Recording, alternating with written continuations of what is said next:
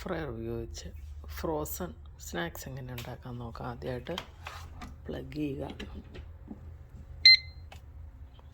അതിനുശേഷം ഈ bottom one എടുത്തതിന് ശേഷം ഇതിലുള്ള പേപ്പറുകൾ അവൈലബിളാണ്. നമുക്ക് എണ്ണ ഉണ്ടെങ്കിൽ ഇതിൽ വീണോളും. മീൻ റിങ്സാണ് എടുത്തിരിക്കുന്നത്. ഫ്രോസണാണ്. നമുക്കത് കട്ട് ചെയ്തിട്ട് എടുക്കാം.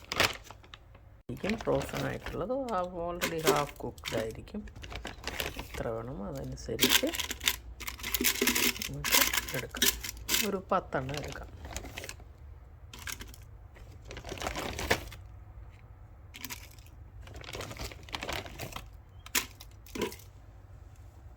എടുത്തിട്ട് നമ്മൾ ഇതിൽ വെച്ചതിന് ശേഷം 370 ആണ്.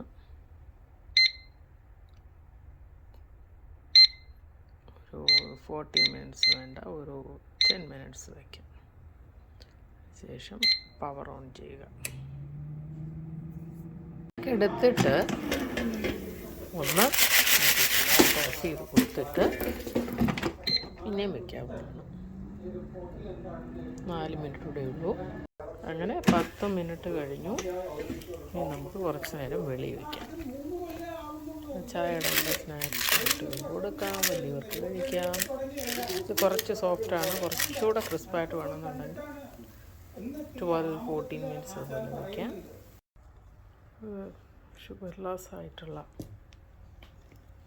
സോസാണ്.